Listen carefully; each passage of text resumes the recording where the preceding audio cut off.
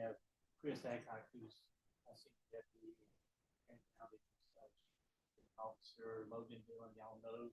There's Dr. Victor Sutton, who oversees our community partnerships.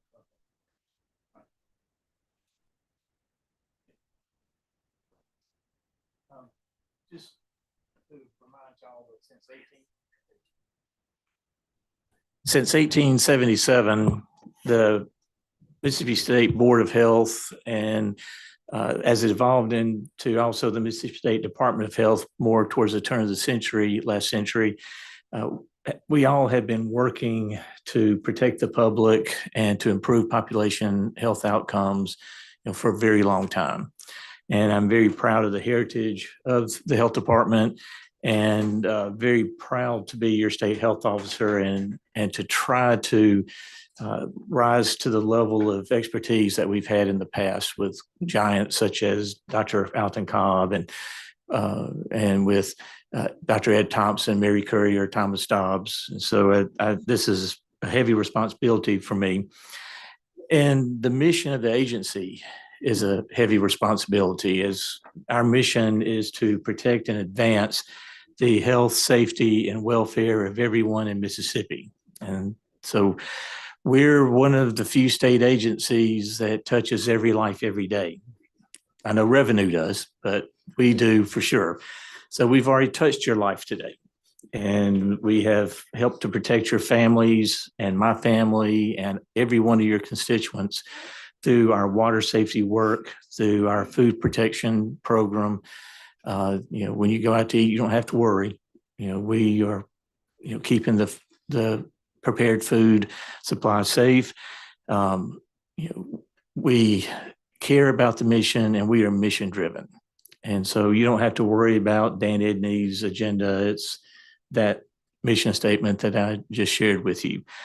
And public health encompasses so much. It encompasses much more than people realize. It's our responsibility to license and regulate hospitals, nursing homes, assisted living facilities, personal care homes, child care centers, and he just goes on and on and on, even to the point of tattoo artists and hair braiders.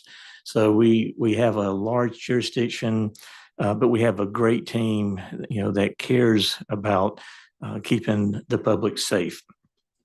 But I'm a regulator who believes that you can use regulatory authority in a non-authoritarian way.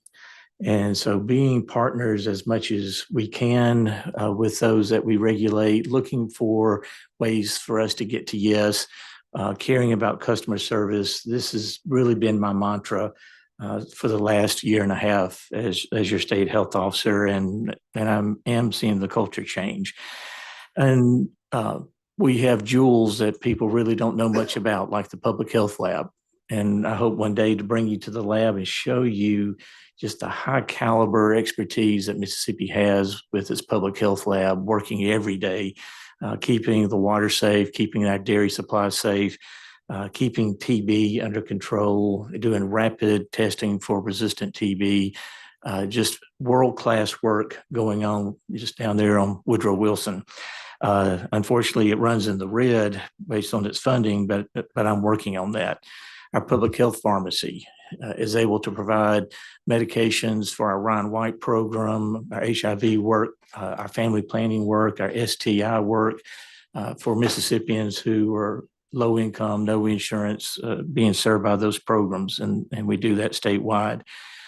And we have oversight on programs that cover the entire population, the entire 2.9 million of us, such as emergency medical services, which have a lot of concern in terms of the fragility of it. We need a lot of attention in EMS, all the way down to small populations that are extremely important, like early intervention, our little ones with disabilities 0 to 3, or our Office Against Interpersonal Violence, working with domestic shelters and children advocacy centers. Those are small populations, but they're very important populations that we serve that are assigned to us to oversee. And then very importantly, I know it's important to you, is community-based public health through our health departments. And we are the only state with centralized public health authority for health departments because really we don't have any other option right now. I hope down the road that we'll perhaps be able to get back to some local boards of health and areas that can handle it. But right now, all the counties really depend on us to oversee and to provide the resources for those wonderful health departments that definitely are struggling.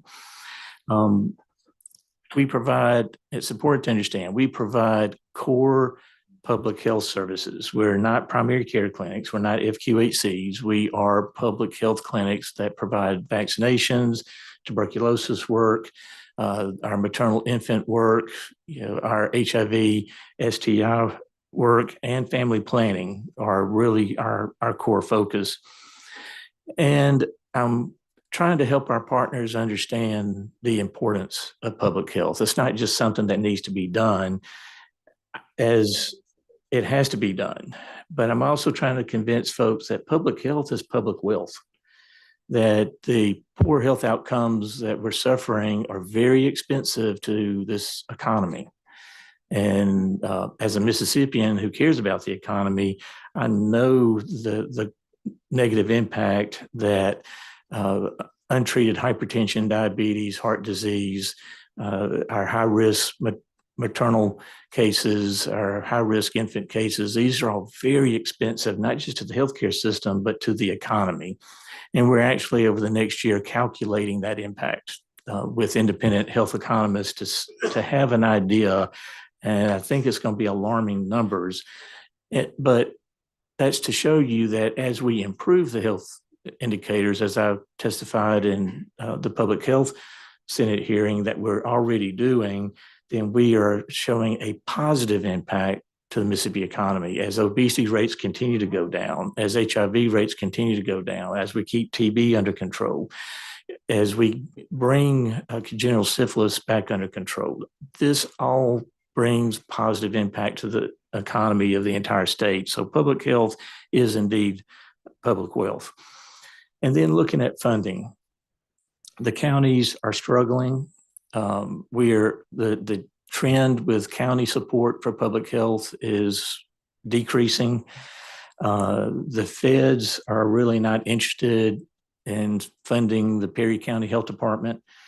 And I'm running out of federal support, and I'm going to be the state health officer left holding the bag if I don't get our financial house in better shape, because the federal money is just being depleted and it's not being restored. It's part of the problems that we're up against. And I understand, the state budget is important in so many ways.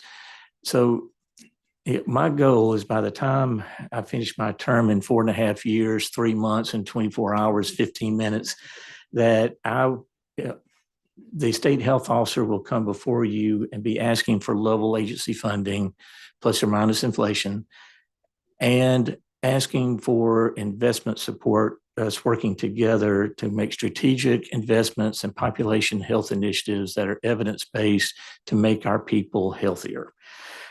And to do that, I have a lot of work. So first of all, we just have to look at public health for the future. We have to look forward. I'm looking at providing community-based public health for 2030, not 2015, and to work under the realities of budget constraints and make sure that I'm doing everything that we can to push our overhead down, to increase our revenue generation ourselves through our clinical services with improving, closing the gap among the population we serve. A year ago, 70% of our encounters in the health departments had no funding source. This year, that's down to 42% through a lot of hard work. So that increase is more revenue that comes into the health department that goes right back into field services.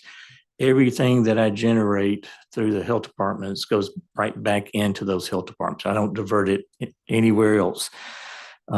So we're getting to the basics. I can't say getting back to basics because I'm a businessman. I've been in private practice for 32 years, and I know how to run a clinic and how to do it profitably. And what we've been doing is not the way to run a profitable clinic. So bringing basics to the health department, just fundamental, sound business fundamentals of overhead control, staying within your means, and making sure you're providing the funding you need for your core services, and then go from there and generate as much revenue as you can. So as I see Medicaid patients, no offense, but the Division of Medicaid needs to pay for that encounter, not the state general fund.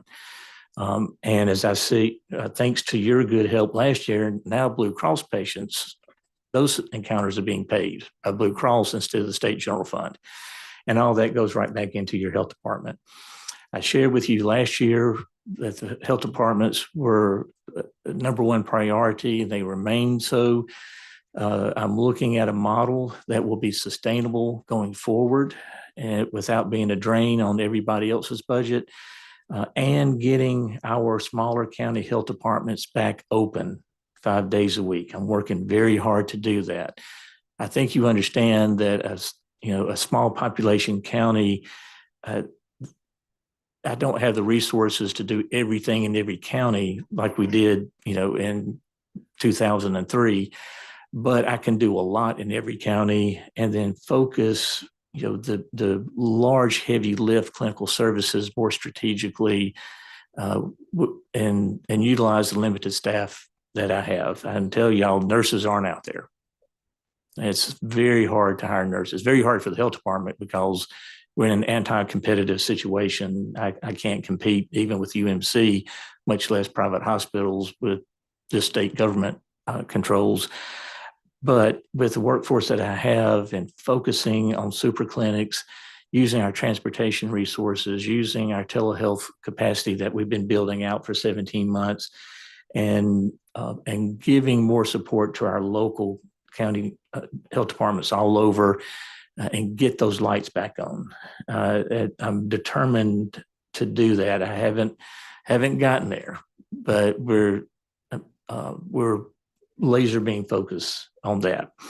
So I'm preaching a business approach to public health. I know that sounds weird, sounds like an oxymoron, but it's not to me. It's the only way I know to do it. And it's been a bit of a culture change, helping my long-term state employees understand what overhead is and how to control it, and that,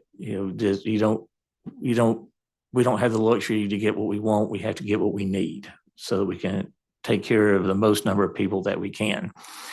So in that light, our ask is very simple. And so that you can understand the ask, I've provided you with this graph, because the funding of the health department is complicated. We have a very large budget that's just under $500 million, but y'all know 80% of that is federal money, and there's not a lot of discretion with that. I leverage all the discretion I legally can to support county health departments. But as I say, the federal dollars don't have strings attached. They have ropes, big ropes attached. And I have to be very careful how we utilize those federal dollars. 15% we generate through fees, our clinical operations. I need that to grow. I need to generate more. So we do have fees that I'll be coming to you over the next few years by statute that are way too low. It's got me underwater, but first things first. The fees at the Board of Health control, we're gently moving those up so that those programs get out of the red, and we're at least balancing our budget. If you look at the graph, you'll see I call them buckets, those 3 bars. The first bar is the state appropriation that comes to us to run the agency.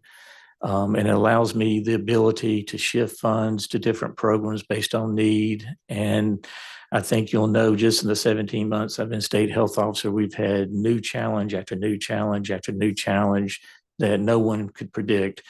And I have to have the ability to pivot to attack a public health challenge that's coming at us that I don't have specific funding for. That bucket is really my most important one. The second bucket is very important. Those are appropriated dollars from you that are directed to named agency programs like early intervention, like OAIV for the domestic violence shelters, for our tobacco control work. And I'm changing that to nicotine control work because of the vaping issues.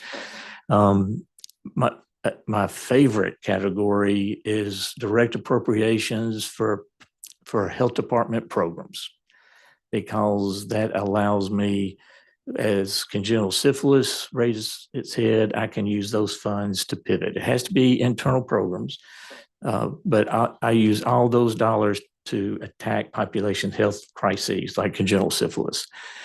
The third bucket is really important to understand. This is the pass-through money. It's important. You're funding wonderful stuff, but this is not used by the agency at all. In fact, it costs me money.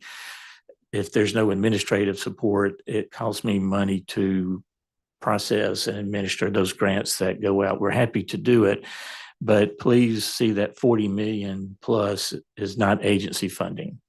And I think there's confusion on that may happen. It's those first two buckets are agency funding. What I'm asking for bucket one is $1 million increase. And that is not to expand the agency or to grow government. It is to get my lowest paid employees, those who are making less than $25,000 a year as a state employee, those who are making less than $30,000 a year as a state employee, to get them off the bottom of the pay scale. And I just need a little help to do that. I have a lot of turnover, as you can imagine, in those categories, and it costs me $35,000 to replace an employee. So if I have somebody come and work 6 months and they resign, then I have to invest another $35,000 to recruit, hire, onboard, and train another person. I think it's just the right thing to do to get them off that lowest level tier. I'm not asking for any money for raises for anybody else. That'll come when you think it's the right time, or as I have internal resources to do it. But I do think we must get that lowest tier up. That would go in bucket one. Then I'm asking for $6 million to go in bucket two. And this, I would love if it could go into the appropriated funds for internal health department programs. And I will tell you what right now I would plan for those to be. It will be different in 6 months. I've just learned that. I wait for the crisis of the day to raise its head and then play whack-a-mole. And so I don't know 6 months from now what we'll be facing, but what we're facing right now is a maternal and infant health crisis. And lion's share of that money would be invested into our evidence-based maternal infant death programs that are proven to work in other states, that will help us get off the bottom on this metric, and not only get off the bottom, get off the radar. So that when people think of maternal infant death, they don't automatically think of Mississippi. And we can do that. Right now in my head, I'm thinking that would probably be $2 to $2.5 million. But my goal is, as you invest strategically with me, that will be short term. I'm not asking for $6 million increase long term, and I'm asking for $6 million for next year to let me invest in maternal infant death issues, to get congenital syphilis back under control, to work on our acute care services, systems of care like trauma, stroke, heart attack. We're bringing 2 more systems of care on, but that would be short-term money. And then, very importantly, community public health sustainability. I need about $750,000 a year for up to 3 years to get us where we need to be for long-term sustainability. So I'm not asking for anything after that. Congenital syphilis, it's probably going to be about $600 a year for 2 years or so. The Mississippi Center for Rural Health needs to happen. Y'all passed statute 2 years ago outlining what you wanted us to do. There wasn't funding, but as I looked at that statute, I said, this is we need this. We need a repository of expertise for rural health challenges that throughout the state. I just did an interview with the New York Times about rural health in Mississippi, and it's complicated. And we're the one entity that looks at the whole package: hospitals, nursing homes, EMS, FQHCs, everything. So, 650,000 a year for 3 years will be seed money for that center to stand up. And I've hired Dr. Jennifer Gelson to be my first director, who's already on board. And she has a challenge that 3 years from now, this must be self-sustaining. That we'll take federal dollars, but we're not going to be dependent on state dollars for the center. And I'm hearing a lot of excitement in the medical community about the center becoming a real thing. So $6 million that I commit to you will be invested strategically in partnership with you in evidence-based programs for a short period of time that will make a difference in our population health outcomes. And that is it in terms of money from the Treasury. From ARPA, y'all know a lot of money's coming back in from programs that can't spend it. And I can tell you 3 ways that we can spend it quickly that will be eligible. As I alluded to, EMS is in trouble and needs a lot of work. We've got to work hard on workforce development. We're going to be partnering with Accelerate Mississippi with some workforce development for our paramedics and EMTs. We've got to grow that workforce. We have to modernize EMS within our department. This is the 50th anniversary of EMS in Mississippi. It's very young, but we're at a point that we must invest in the whole system. There's a lot of work to do, and I'm neck deep in it and making it better. 10 million of ARPA funds that we can spend very quickly and do a lot of good for EMS. 8 million for early intervention.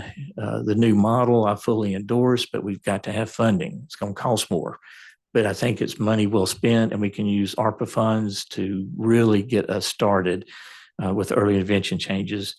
And then 3 million of ARPA towards community health sustainability. That one-time infusion will help me get the health departments back open again.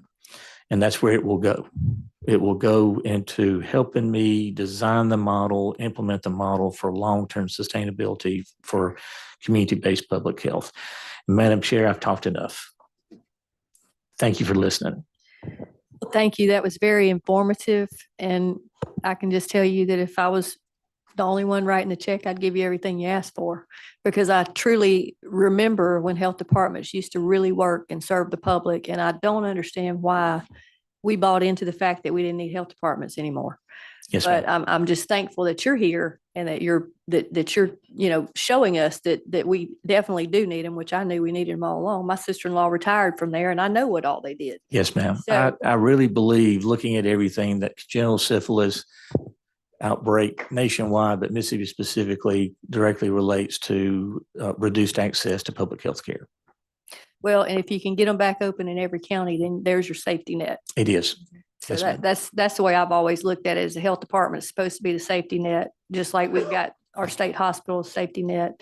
And, I'm one that doesn't want to duplicate safety nets everywhere. I would like to use the model that we had.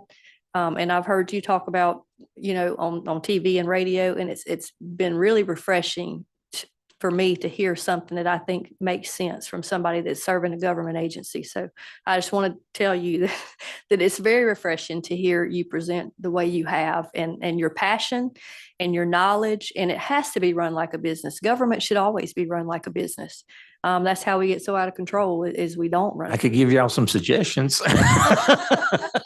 Anyway, I'm going to shut up and I'm going to open it to questions if I do Dr. Hobson's or anybody else has a question for you. Thank you, ma'am. I do want to make sure y'all know I'm in a situation with federal funding of the county health departments. Either I get this right, or we'll be having to shutter them in about 4 to 5 years. And that's not an option. But what if we wouldn't have had them during COVID? Yes, ma'am. Anybody have a question for Dr. Edney? Any members?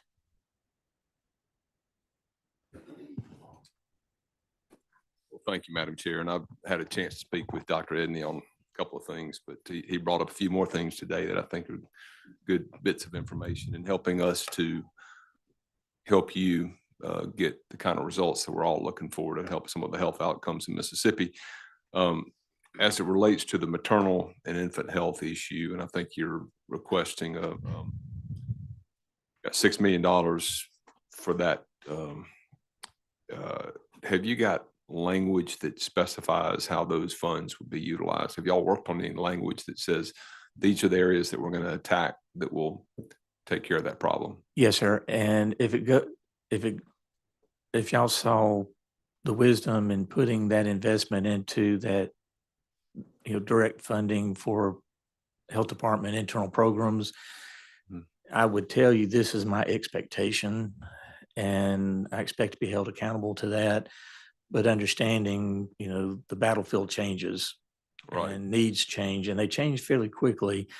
But for for this next budget year, I will outline each one of those categories and what we anticipate to do with them. If it goes into that line item, then it won't drift over anywhere else. But well, that's why, I think it needs to get into a line item where we know that the funds are being spent, because there's nothing more frustrating for us to come back in and you've never done this, but it's happened so many times before that you say, well, we gave $5 million for this, and then you find out that $5 million was spent on any number of things, and then you come back and they only spent $2 million of it on the programs that they identified in the hearings that they would utilize. So I think it is important for us, and I know and the chair lady would love to be able to look back and go, next year, what kind of progress are we making on these things that we talked about today?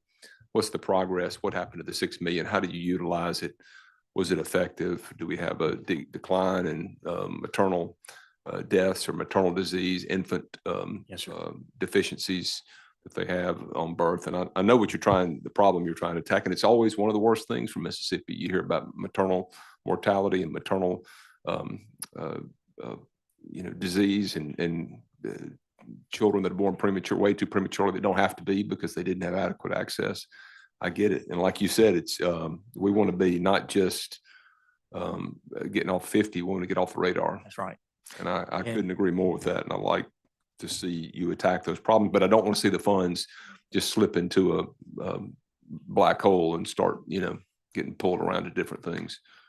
And that needs to be true for our state funding and our federal funding. And I've already laid the law down in terms of, the days of just patching holes and filling holes with money that's not sustainable are over. We've got to get on a sustainable path. The $6 million has nothing to do with agency operations. It does, it's program dollars. Program dollars. Okay. And evidence-based program dollars. And it's not pumping them into federal programs. It's more like, making up the deficit for healthy moms, healthy babies to do it the way we have to do it. I've shared with y'all, we are building out an obstetrical system of care to reduce maternal infant death. That's going to cost about $1 million, but that's one time. So I won't be asking for that next year, and with congenital syphilis, I really expect federal funds will flow back in that space because there's so much attention. And when it does, then I pull the state dollars back. I won't shift them somewhere else. But I commit to you is that I will bring a progress report every time. And also with the business approach, we're in the beginning stages of developing our business plan, which will show you a return on the investment. So next year, if I'm asking for $1 million for maternal infant, this is how it will be deployed. And this is the anticipated rate of return that you can hold me accountable for the following year. Yeah, I think back to when we started, this is probably 12 years ago, and we started the teenage pregnancy issues, and we saw results. I mean, there was an intentional focus on trying to reduce teen pregnancies, and we got good results. I mean, it's not perfect, and it's probably something, I don't know where it stands now. If It's going ticking back down. up, No, sir. it's still going down. Great. You know, the mean, things but that there kept was a going down focus, through and the there's a- pandemic, I mean, that's excellent Yeah, results. there's a lot of, well, and it just goes to show you, if you put it in the right programs and you really intentionally focus on it, you can do well.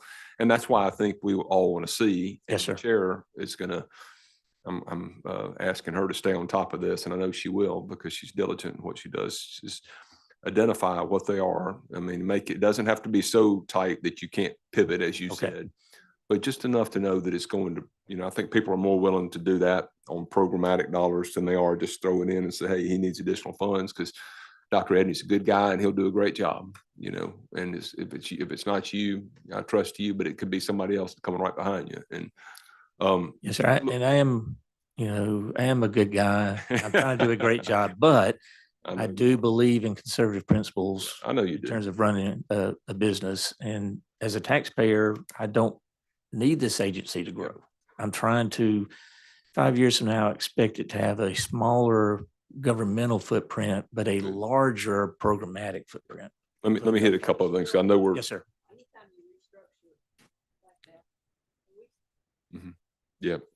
We've been doing a lot in the mental health arena and a couple other Yes, areas sir. of state government too. And we're seeing, I think, some better results. But a couple of things quickly. On your nurses, I mean, we have pumped a ton of money into nursing programs. So I'm hoping that just a matter of time, getting them through the system, getting through the pipeline. I'm Yes. hoping that you're going to have better results there. So just hold on a little bit No, longer. thank But you. And we actually, have put a USM and ton. UMC schools of nursing, we're working out partnerships to Good. embed training in the I'll health do it with departments. everybody you can. So we got nursing programs Yes, sir. all over this state, and we've ramped up, community colleges, Thank you. everything. And then on your 1 million for your lower paid employees, obviously all that's going to go in. I don't know where they stand, but they ought to be at least in the SEC square minimum. And I guess you're trying to get them off minimum, Trying but to get them off minimum. I would get with the chair and get with Corbin on that so we can take a look at Yes, that sir. to make sure that's done right. And finally, on the ARPA dollars, what is it in EMS? You said $10 million for EMS. What is it that you want to do with EMS? As I became worried about EMS because of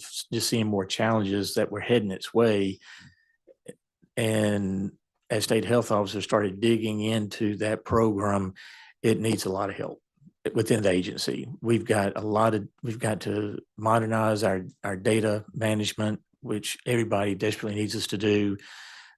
We have to just, move from paper to a web-based electronic service. Oh, your battery may be going out. Here, take this one.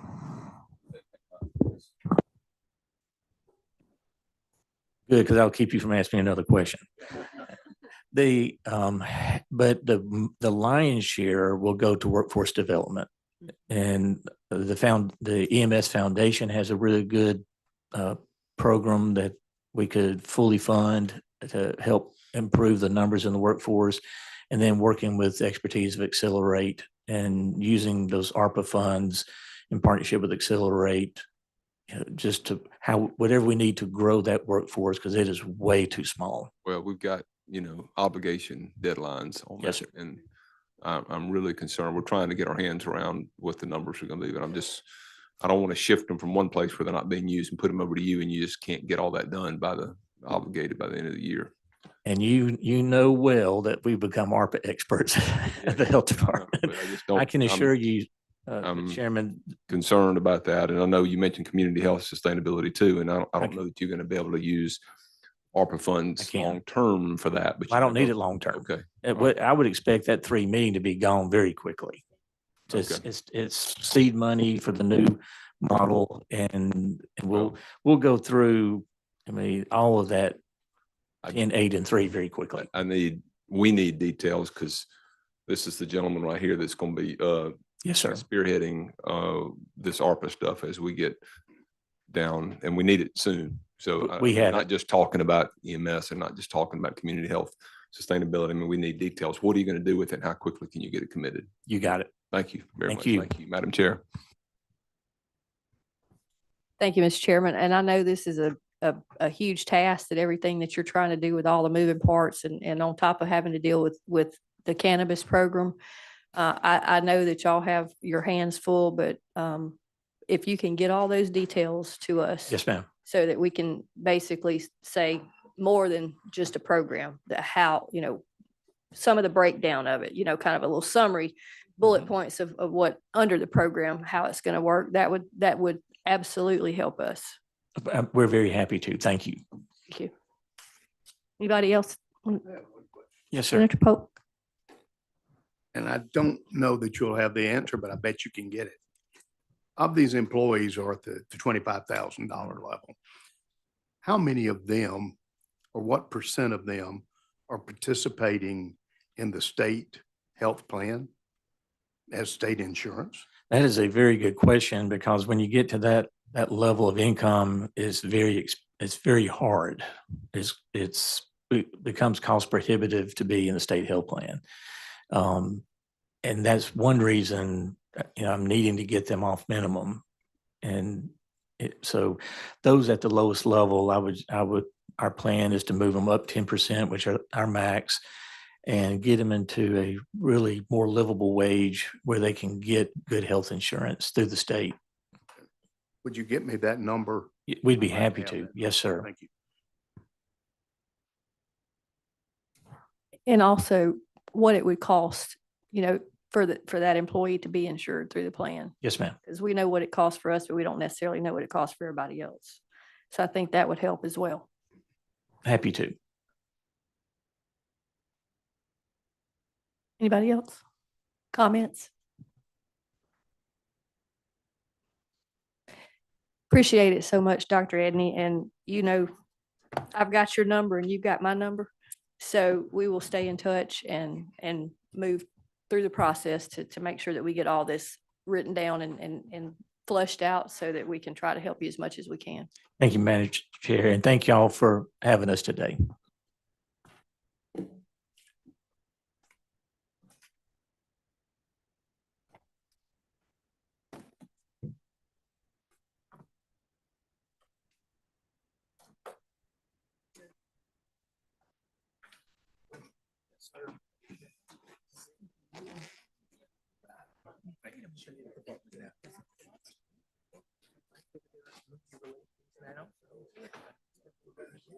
Yes.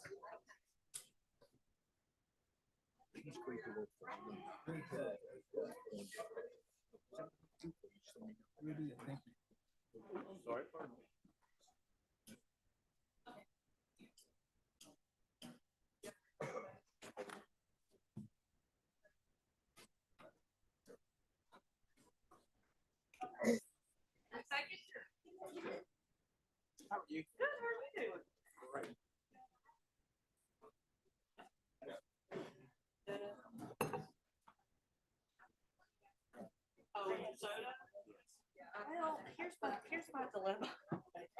I've been told 3 different things. I don't know the story. And then so I asked the guy for information, and then he blasted all of y'all while I'm still trying to get the information.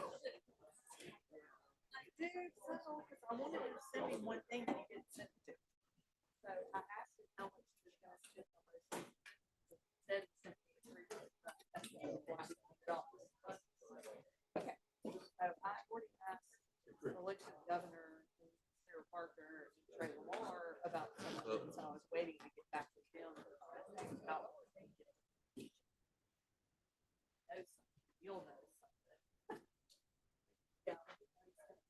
Thank you. I won't be offended at all. I probably know more about him. She does.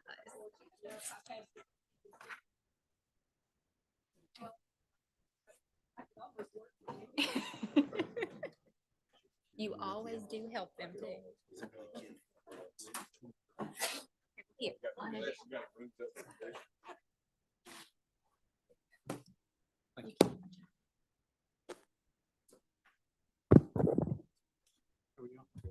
Thank y'all both for being here, and for what you do. And we're just going to move right on along and let y'all present. You should have in front of you 2 documents. One is just a 1-page kind of summary of what our budget request is. Yes, ma'am. One is a 1-page summary of the budget request, and then the second is actually some PowerPoint slides I wanted to walk through briefly with you. So the first one, describes what the mental health system is in the state of Mississippi, which of course are state-operated programs and community service programs, the regional community mental health centers, and other nonprofit, for-profit service agencies and organizations. So I wanted to start off with just a brief overview of what the Department of Mental Health is responsible for. We are a very large agency, and we have responsibility for individuals who have serious mental illness, both adults and children and youth, for adults with intellectual and developmental disabilities, and then substance use disorder as well. So we have mental health, IDD, and substance use. Through that, we administer and monitor about 650 grants every year, totaling about $108 million. And about 79% of that goes towards the community mental health centers, who are your main provider of community services in the state. We also certify and monitor about 128 providers throughout the state of Mississippi. And on any given day, we have about 950 people receiving services at our behavioral health programs, some type of service, not only acute psych. And then we have about 1,200 people on any given day receiving services through our IDD regional programs and our community homes. And that's 24/7 service provision. We are also responsible for the IDDD home and community-based waiver, the administration of that, which you'll see that in our budget request. And about 2,700 people are receiving services through that. And then another 1,100 with the 1915I, which is the community support program. And then we also credential about 3,500 staff that work throughout the state's mental health system. So those responsibilities you will kind of see are woven throughout what our budget request is. So the next slide is just an Olmstead litigation update. As you know, the state was notified of a DOJ investigation in 2011, and this just gives you a timeline and where we currently are, which is in October of 2023, last year, the Fifth Circuit ruled in favor of the state in the Olmstead litigation. And so the district court's decision was overturned. And I get asked very often, what does that mean for the state of Mississippi?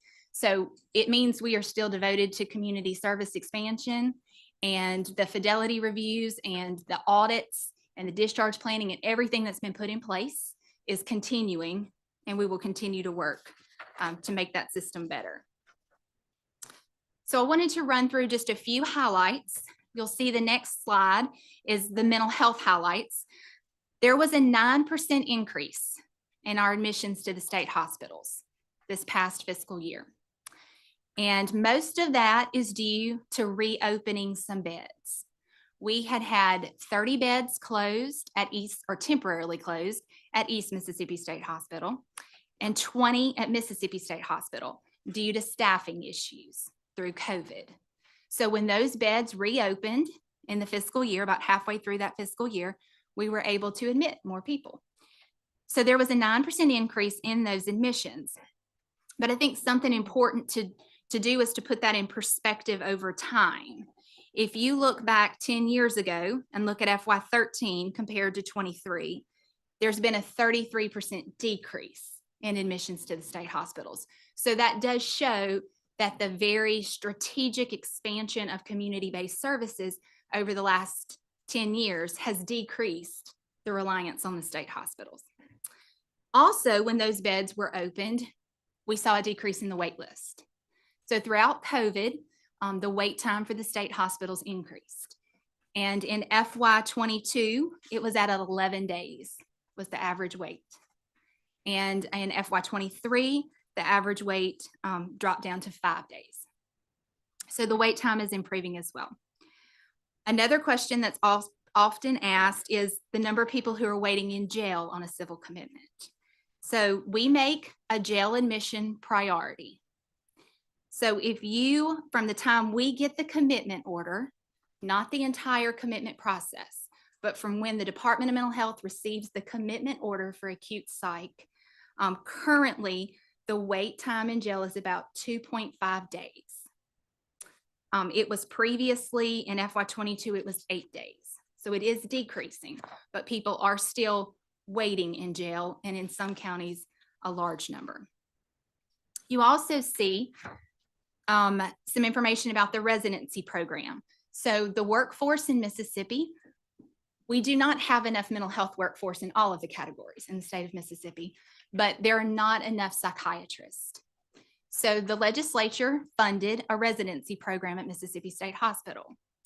And it opened in July of 21, and we added 6 residents. And then in July of 22, we added 6 residents. And in July of 23, we added 6 residents. And that's part of the budget request, as well as to add another 6 residents next year. And the goal is to be able to retain these psychiatrists in the state of Mississippi.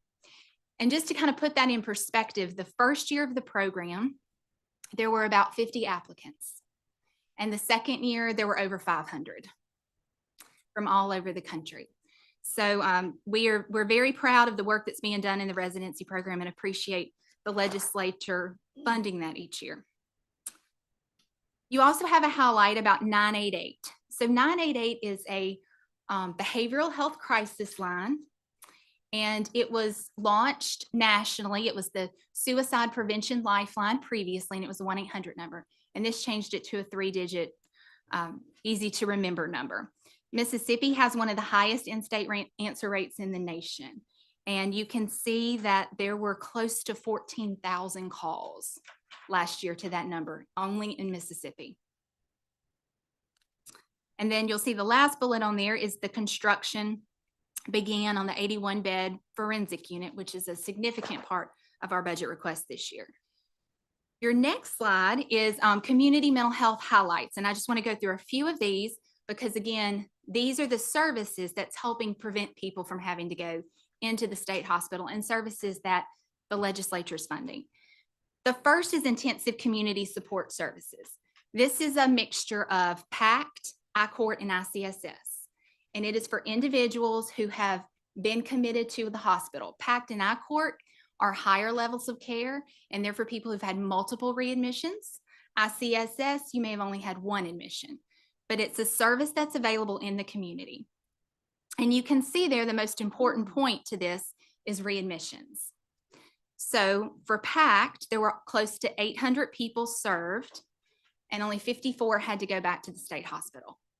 And again, that's for someone who's had multiple admissions to the state hospital.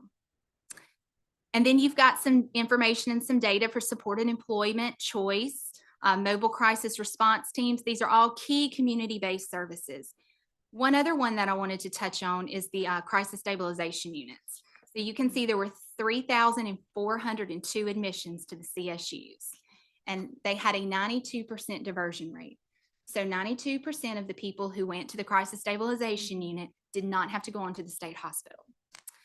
We've also, in the first and second quarters of FY24, our current fiscal year, we've seen an increase in admissions to the CSUs, and we've seen a decrease in the denials, which is something that we've been working very closely with the CMHCs on, is being able to accept individuals and decrease those denial rates.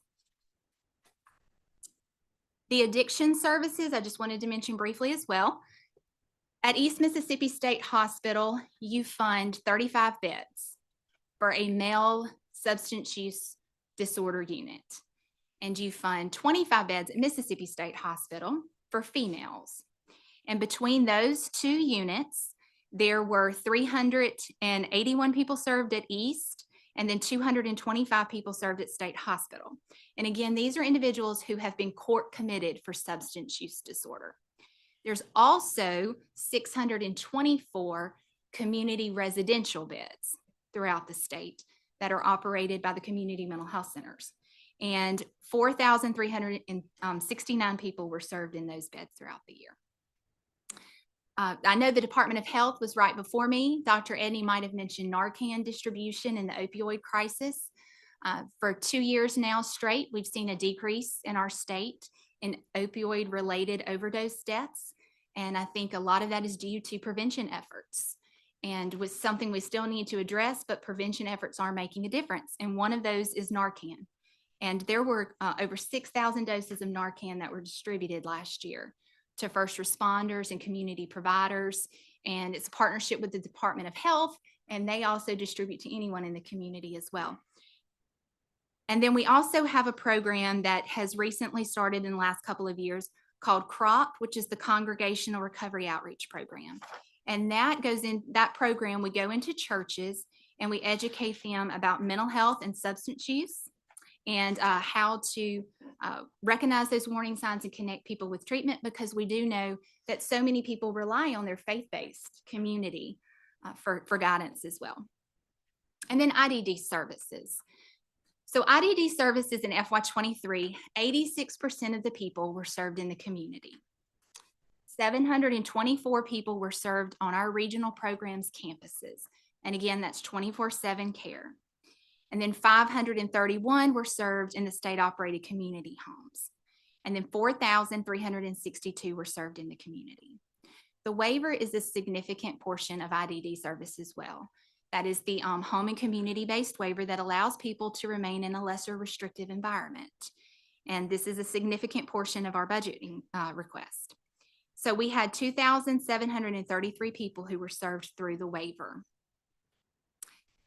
And then another 1,078 through the 1915 I Community Support Program as well. So that leads into those services as part of what your next slide is, which is the budget request. We are requesting $268,010,005 in general funds, and that's $33,803,841 more funds from the current fiscal year are above that base level of funding. And you can see how that breaks down in the chart. That $33.8 million, $9.5 million is for Mississippi State Hospital's 81-bed forensic unit. So the unit is under renovations now, and it should open in the fall. It's an 81-bed maximum security unit.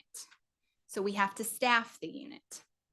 And that is where the $9.5 million request is to staff that unit. But I want to break down and tell you why this is so important. Mississippi State Hospital is the only state-operated inpatient program for forensic services. So they do competency evaluations, competency restoration, people who are not guilty by reason of insanity, or NGRIs. And we've been working to build out a continuum of care. So right now, we have utilized some resources to add additional beds at State Hospital for minimum security. There's only 25 beds of maximum security in the state. So there's 25 maximum security beds. This takes us to 81 maximum security beds. Currently, there are 115 people who are waiting. When I say currently, this is actually about 2 weeks old. So these numbers may be different today, but there were 115 people waiting on an initial competency evaluation. 115 are waiting on an initial evaluation. About 40 to 50% of those are going to be determined incompetent. So then we're going to have to work toward restoring their competency so they can stand trial. So they will need to be brought in to one of those maximum security beds at the forensic unit. So that's about 57 of that 115.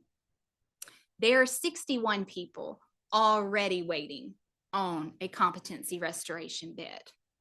So that means total, there's about 118 people waiting on a bed in the forensic unit. And we currently have 25 maximum security beds.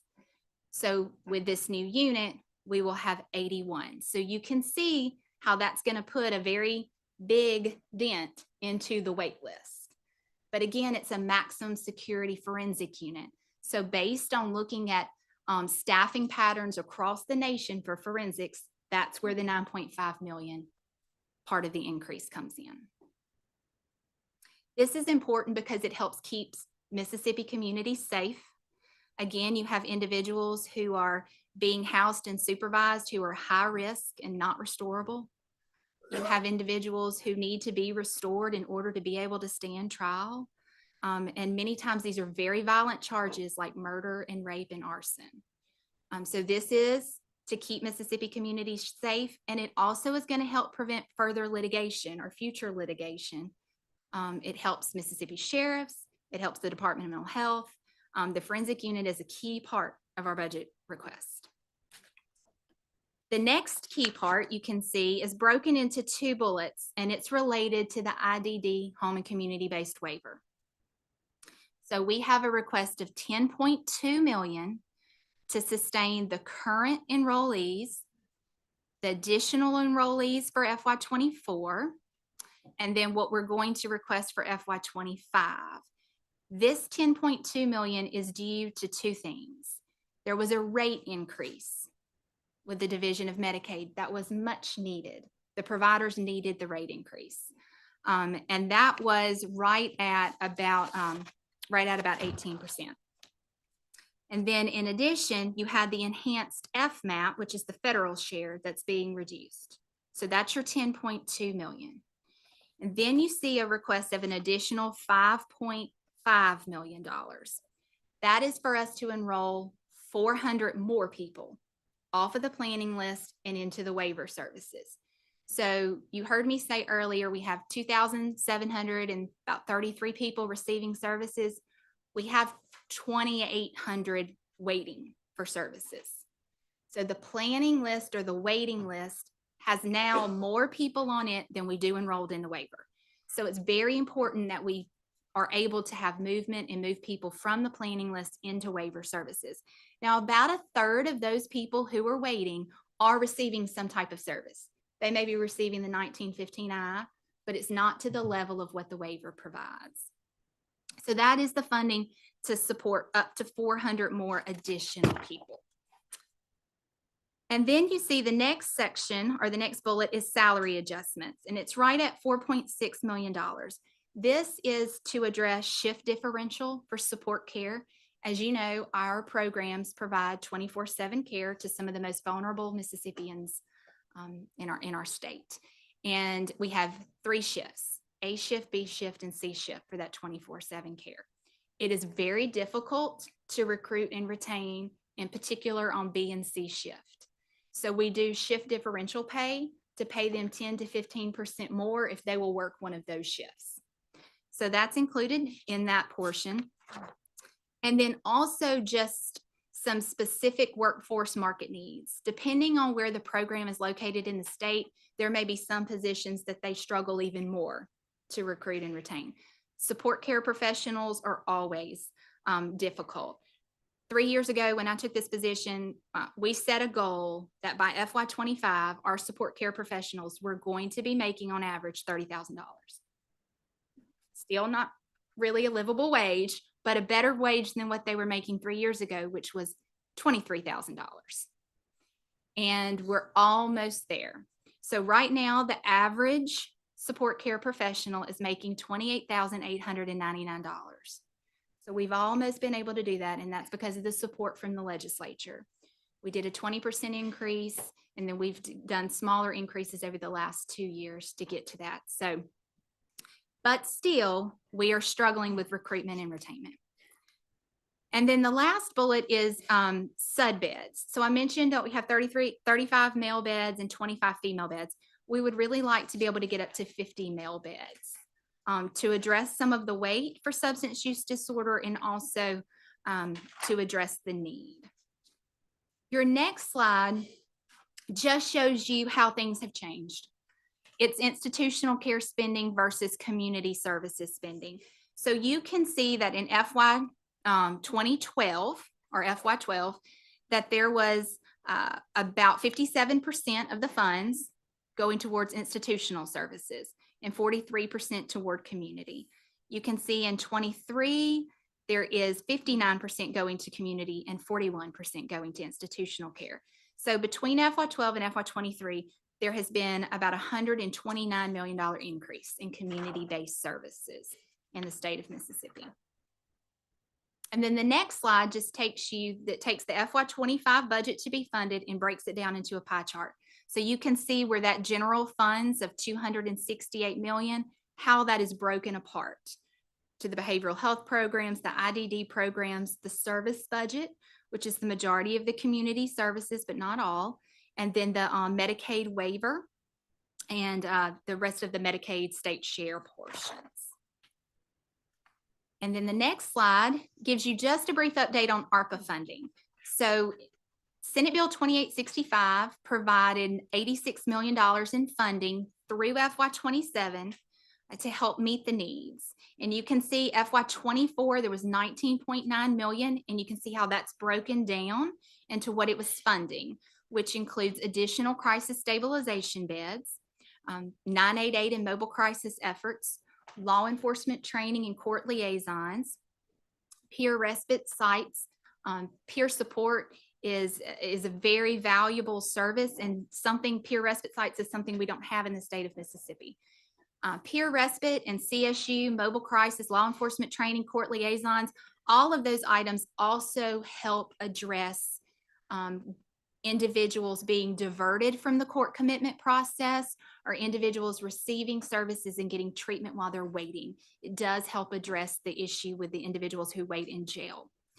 And then intensive community support services and adolescent offender programs for children and adolescent, and IDD crisis services and supports. The next slide provides you an overview of how you can see the decrease in number of employees. So everything that's been mentioned is healthcare related, and none of these services can be provided without a workforce. And there has been some significant challenges in keeping positions filled at the department and also at other providers, the community mental health centers as well. And then your last slide just shows you some future goals that we have for the current fiscal year and how those tie into our budget request. Crisis stabilization beds and crisis services, expanding access to addiction services, crisis services for individuals who have intellectual and developmental disabilities, looking at access to intensive services for children and youth, more focus on diversion efforts with the court liaisons and the hospital liaisons. Of course, that home and community-based services through the waiver, and then also looking at prevention efforts for opioid use and mental health law enforcement training, getting those 3 peer respite sites up and going, and then opening up that forensic service unit. And you may see where there's sometimes in some information, we have 83 beds and we have 81 beds. So I want to explain that. The unit is an 83 bed unit, but during COVID, the waiting list for forensic services, one of the reasons that it got so backed up was there was nowhere to isolate anyone. So when you had a COVID outbreak, you couldn't isolate them due to the way the forensic services building is set up. It was built in the 1950s. So this allows 2 beds to be used as isolation rooms. So that's why we say 81 beds. It really is 83 beds, but 2 could be used as an isolation room if there ever is anything like the pandemic again, or even just an outbreak of COVID in the unit. And that concludes my slides, and any questions? The first question I have would be, since Senator Hobson has stepped out, he's concerned about the timeliness of the spending of ARPA. So where are we on the actual utilization of those funds? So we submitted some information on how much funding has been utilized so far. I can tell you on a few of these, and then Kelly probably knows the numbers off the top of his better than I do. So many of these efforts involved hiring of staff to provide the services. On the crisis stabilization units, which was a very large portion of that, I think, Kelly, that's pretty close to 7 million of the 19.9 million. Region 8 is getting a 16-bed CSU, and it should open at the end of the month, 1st of March. So that's one.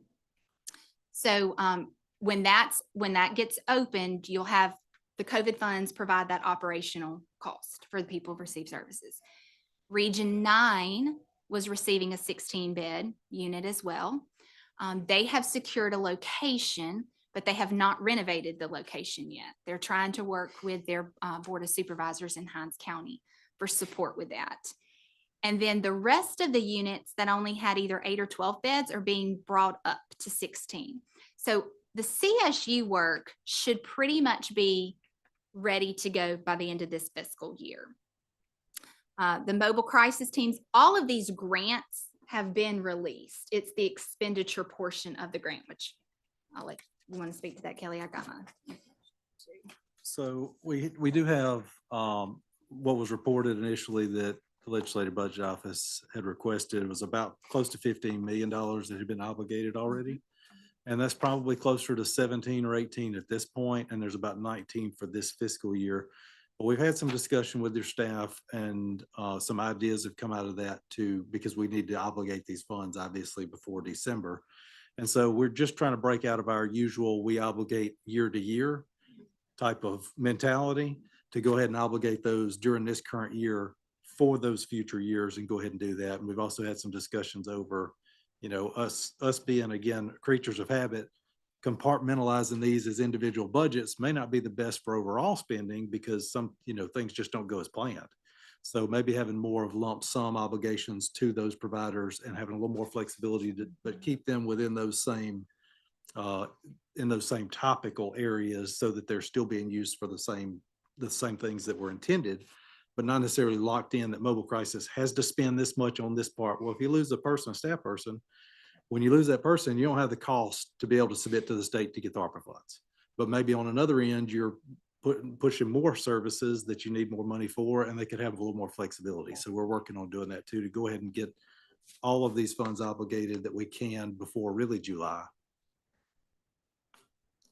I think that would help us on our end for y'all to do as much diligence as you can to make sure that those, and that you know that they're going, or you feel quite confident that they're going to be able to be spent and actually utilized within the time frame that the federal government says we have to use them. Is there any member that has a question? Senator Polk? Just to be clear on the ARPA funds, how many millions are not obligated at this time? The difference, the total that we've got is about 80 million on those direct services, Senator Polk. We've got about 18 or 19 that we're about to be through obligating, should be this month or next month. But we're going to go ahead and do that for future periods and go ahead and try to obligate those contractually, even if we don't have the budgetary authority because that comes up to July. We've already got enough that we can go on to obligate that entire $80 million. And then there's also a portion that's for electronic health records, which was a separate piece of $18,250,000. We're currently working with a contractor to try to obligate those and are expecting before December, we would have a contract with those funds. Because we as a state need to look at who is not spending their money. Let's get it back in, because the last thing we need to do Give it is back. give it back. Right. Sir, We can use it, let's use it. So that was interesting there. We've still got to get you some better numbers, and we've been working with the Senate Budget Officer Corbin to do that. Okay. To make sure just what you're saying, that we're relatively and as close to sure as we can be that we would have them for some purpose, and we'd have the flexibility to be able to spend those funds on needed services. Talk about the regional units, community service. Okay. Yeah. We've consolidated some 12, 13. How many? We're now at 11. 11, okay. The way those things are run, basically, as I understand, is the county board of supervisors of the districts appoint a board member, and that board runs that unit. There's a very small millage usually attached to that operation, and the state or other entities supply the funds. When the lawsuits come out, we're the ones that get the lawsuit as a state, although we have no control really over the board. Is there an answer to that problem? You explained it exactly correct. You have boards of supervisors, they appoint a commissioner, and then you have a board of commissioners, and that is the board for that community mental health center. So they have that direct oversight from the executive director and the operations. We set forth operational standards that they have to meet because we certify them. So one thing that we've been working with different partners around the state is the understanding of how that structure is and how to bring those local partners more together. Because that community mental health center is that local mental health authority. The Department of Mental Health, through legislative funds and then federal funds as well, provides about 86 in FY23. We allocated about $86 million to the community mental health centers, or about 79% of all of the grant funding. So we are able to have certain outcome measures in those grants that they need to meet in order for that funding to continue. So the operational standards is really where the state has some authority, and then the grant funding is where. Mhm. It is at the count, but it is county level. It's county government. It is not state government. And then change the subject to your forensic beds. Yes. You got 83, but you got 81. Do you have to keep those two empty? No. So you will Right. actually be using That's 83? right. That's Okay. right. We just wanted, I mean, we need those isolation rooms if they're needed. They need to be there. Yeah. Mhm. Absolutely. Senator Butler. Our question is, how are you all communicating to those appointed boards their responsibilities? And if their responsibilities, if they are aware that they'll be holding accountable, explain that to me.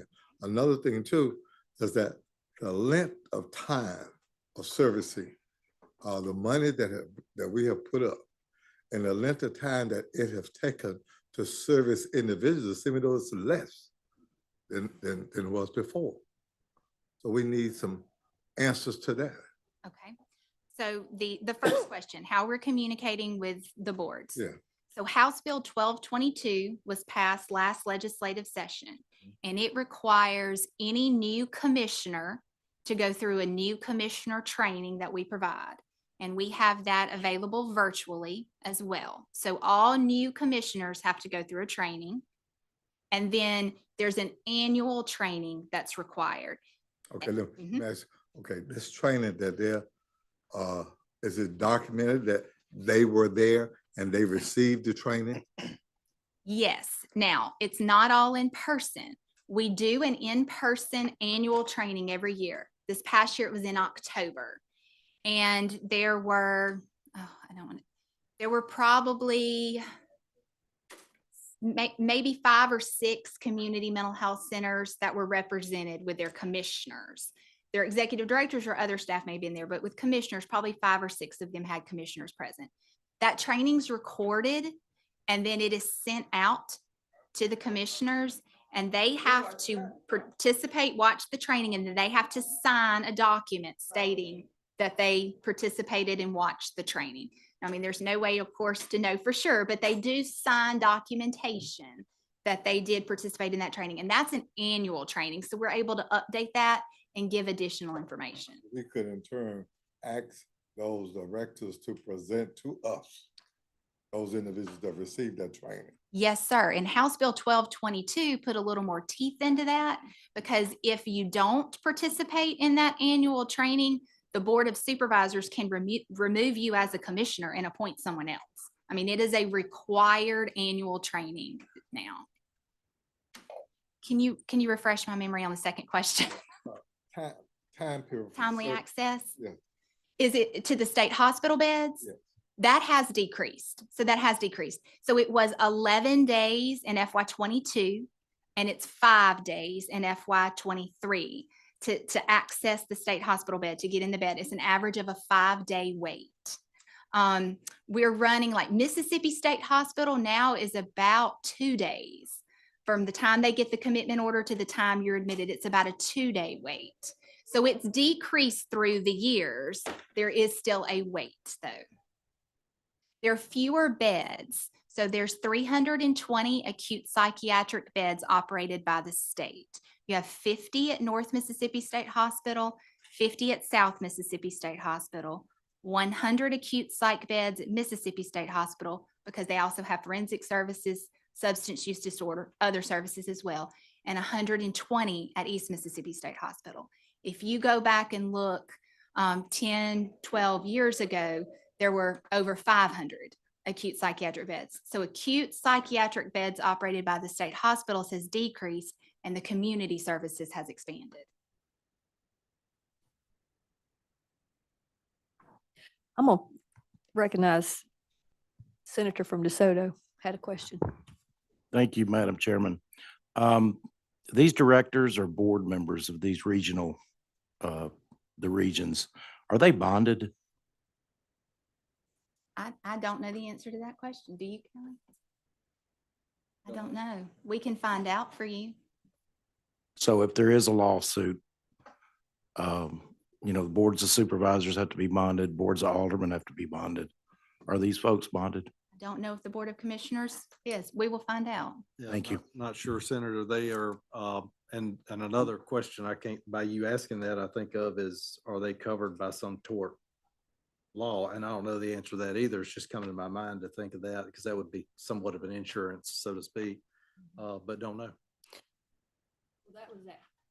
That was actually going to be my follow-up to what Senator Polk was asking when he was, asking or explaining the structure. And I know when the one on the coast was having trouble, I went back and reread all those statutes so that I could figure out who actually was holding the bag.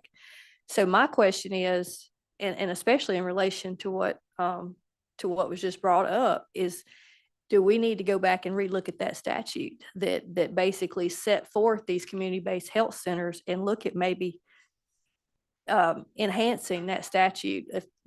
If there's not a bond required, maybe we do need a bond required. And looking and see how we can tighten that up. Looking at the tort, like you said, because that's been in statute for a long, long time. It's been since the start of these things. So that was my thought is maybe the department can go back and look at that statute and maybe come back with some recommendations to us, some simple recommendations that we might need to enhance that statute.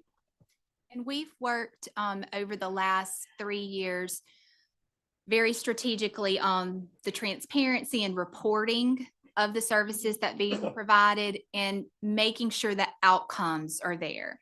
So fidelity reviews have now been put into place.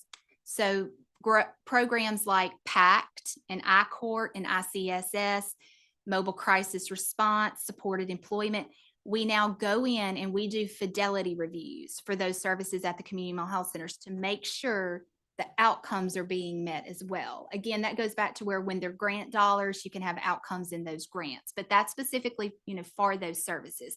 But there's been an enhancement in that as well as with the crisis stabilization unit. So I mentioned that we've had an increase in admissions and a decrease in denials. We put in some very clear outcome measures that had to be met to keep a cost reimbursement mechanism or to go to a fee-for-service mechanism, which is more restrictive. So those outcome measures, we've now seen increase in admissions, decrease in denials. So I think those are things that also can address some of that. And I wanted to also comment on one of your other presentations where you were talking about the changes. The chancery clerks can now see how many beds are available and where they're available. So if one CSU is full in one region, they have the opportunity to actually move a patient to an empty bed in a neighboring region.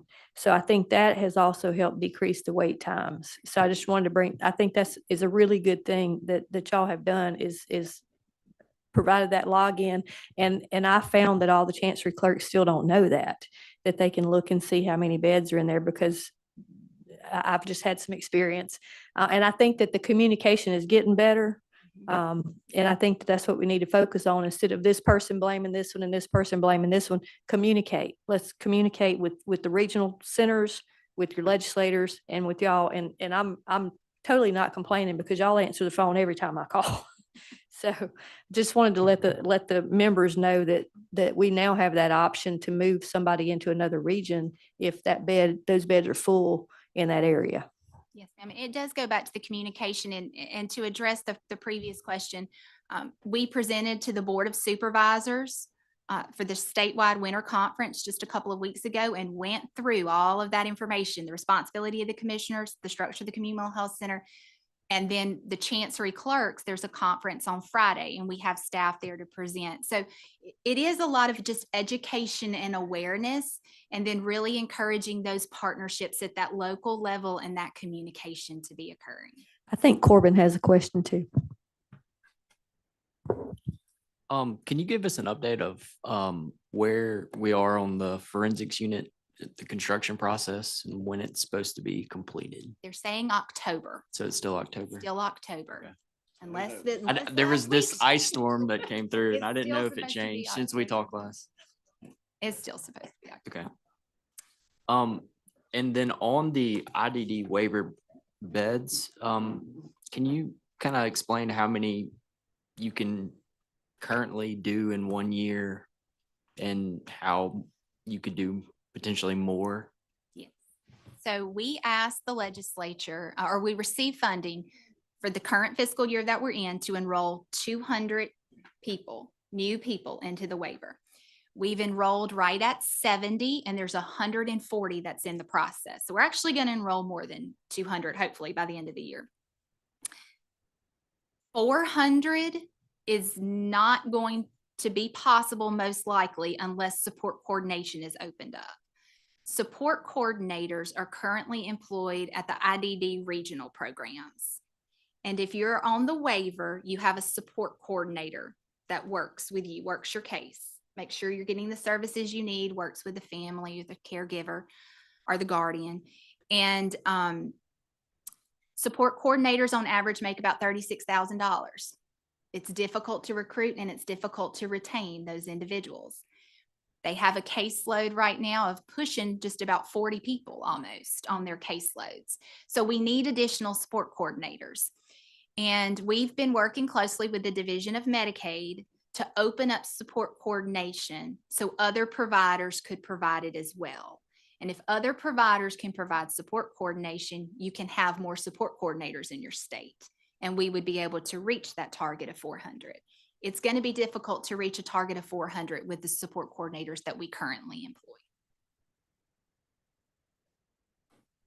One more question on the number of beds at the state hospital. Do you have any data on what percentage of patients will never leave the state hospital that will, like nursing capacity, nursing home capacity, that will probably be there to their death? Long-term beds, we currently have about 55 to 60 statewide. That's long-term SMI beds. Now there's a nursing home unit on East Mississippi State Hospital and Mississippi State Hospital's campus, but those are not only for individuals who have serious mental illness. It's not an SMI nursing home. But the long-term care beds, which is probably more of what you're referring to, between, I would say 55 and 60. Do you think that's enough? Or what would be your target? Because that's some of the things that I've encountered in my district is those long-term older people, or those that are probably not going to get better even with medication. If at all possible, you do not want to have an individual in an institution. And those long-term care beds are in an institution at Mississippi State Hospital and at East Mississippi State Hospital. So you want to work towards someone being able to live in a lesser restrictive environment.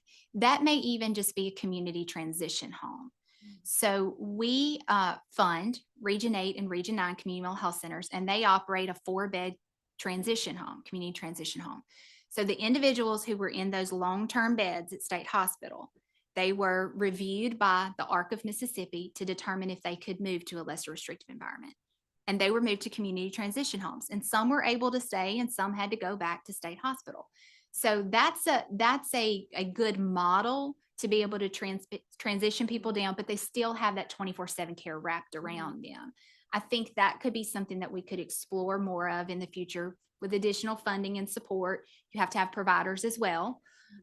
But you want to have as few long-term care beds at all if possible. That was part of the litigation. And I understand that. I'm just talking about the aging population.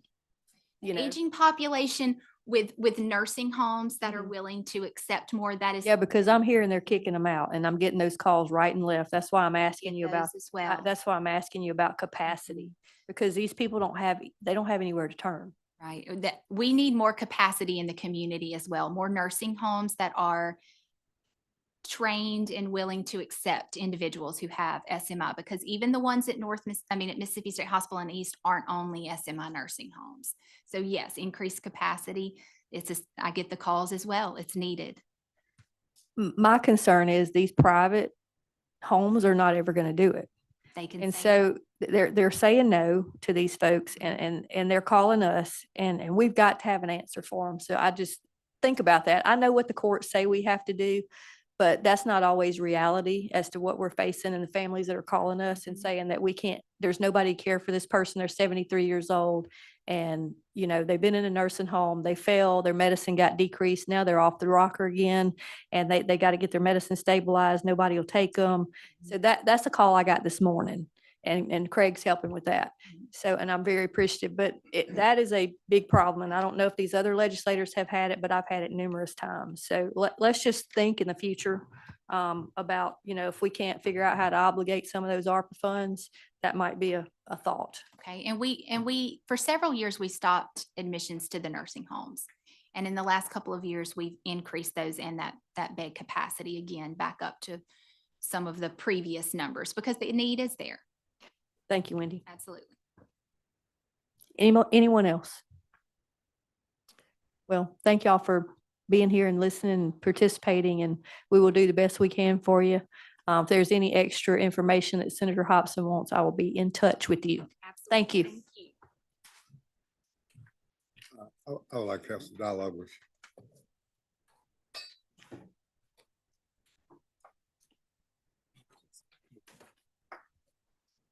I didn't realize there was a clock right there. There's